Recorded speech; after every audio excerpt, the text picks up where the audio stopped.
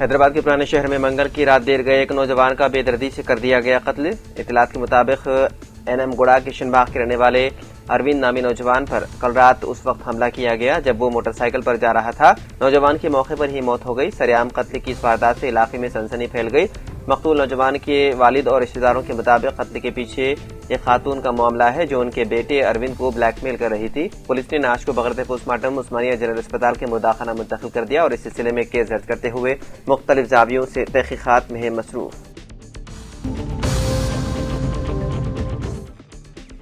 آندھرا پردیش کی تروپتی میں واقع نیشنل سنسکرت یونیورسٹی میں ایک افسوسناک واقعہ پیش آیا جہاں بی ایڈ کی پہلے سال کی 27 سالہ طالبہ کے ساتھ 2 اسسٹنٹ پروفیسروں نے مبینہ طور پر جنسی زیادتی اور ہراسانی کی۔ پولیس کے مطابق اوڈیشہ سے تعلق رکھنے والی طالبہ پر ڈپارٹمنٹ آف ایجوکیشن کے assistant professor doctor Lakshman Kumar نے اپنے عہدے کا ناجائز استعمال کرتے ہوئے دفتر کے کمرے میں جنسی حملہ کیا، جبکہ اسی شعبے کے دوسرے assistant professor doctor A Shekhar Reddy نے دفتر کی کھڑکی سے اس واقعے کی تصاویر اور ویڈیوز بنا کر طالبہ کو بلیک میل کیا۔ ملزمین نے دھمکی دی کہ مواد کو سوشل میڈیا پر وائرل کر دیا جائے گا، جس کے باعث طالبہ کو جسمانی اور ذہنی طور پر ہراساں کرنے کا سامنا کرنا پڑا۔ متاثرہ نے یونیورسٹی حکام کو شکایت دی، جس پر اندرونی انکوائری کمیٹی تشکیل دی گئی اور ڈاکٹر لکشمن کمار کو فوری طور پر معطل کر دیا گیا۔ بعد یونیورسٹی کے انچارج رجسٹرار رجنی کانت شکلا کی شکایت پر پولیس نے مقدمہ درج کرتے ہوئے کارروائی شروع کر دی۔ ایس ایس سی سال 2026 امتحانات کا شیڈول جاری کر دیا گیا جو منفرد ہوگا کیونکہ مجموعی اعتبار سے سال 2026 ایس ایس سی امتحانات کا ٹائم ٹیبل 1 ماہ کے عرصے پر محیط ہے، جبکہ امتحانات محض 9 دن ہوں گے۔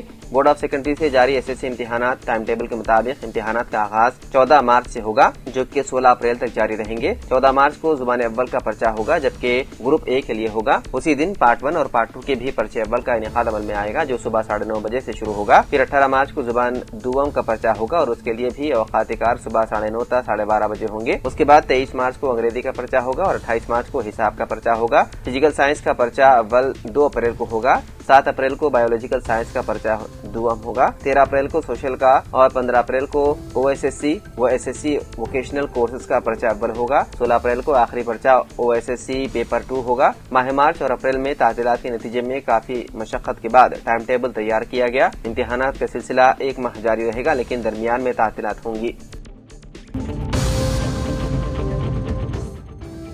ریاست تلنگانہ کے عادل آباد ضلع میں سڑک حادثہ پیش آیا۔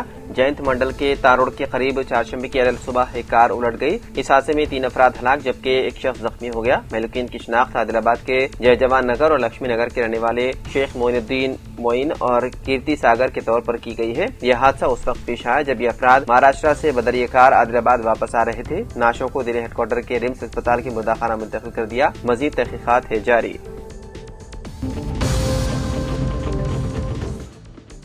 تلنگانہ کے کریم نگر شہر سے انتہائی افسوسناک خبر موصول ہوئی ہے کہ شہر کی ممتاز اور ہر دل عزیز شخصیت محمد عبدالصمد نواب کا 65 سال کی عمر میں مختصر سی عدالت کے بعد حیدرآباد کے خانگی اسپتال میں انتقال ہو گیا۔ ان کے انتقال کی خبر سے سیاسی، سماجی اور ادبی حلقوں میں رنج و غم کی لہر دوڑ گئی۔ عبدالصمد نواب شہر میں اپنی ملنساری خدمات خلق اور قوم و ملت کے لیے انتھک جدوجہد کے سبب ایک منفرد شناخت رکھتے تھے۔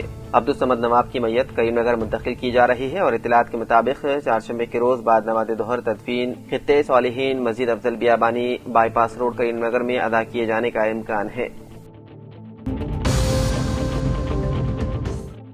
ایمیزون کمپنی میں ملازمت دلانے کا جھانسا دے کر لوگوں سے رقم بٹورنے والی خاتون کو عادل آباد پولیس نے گرفتار کر لیا۔ گرفتار ملزمہ کی شناخت 41 سالہ ہیماوتی ساکن کولی پور عادل آباد کی حیثیت سے ہوئی ہے جس نے 4 افراد سے مجموعی طور پر 2,25,000 روپے وصول کیے تھے۔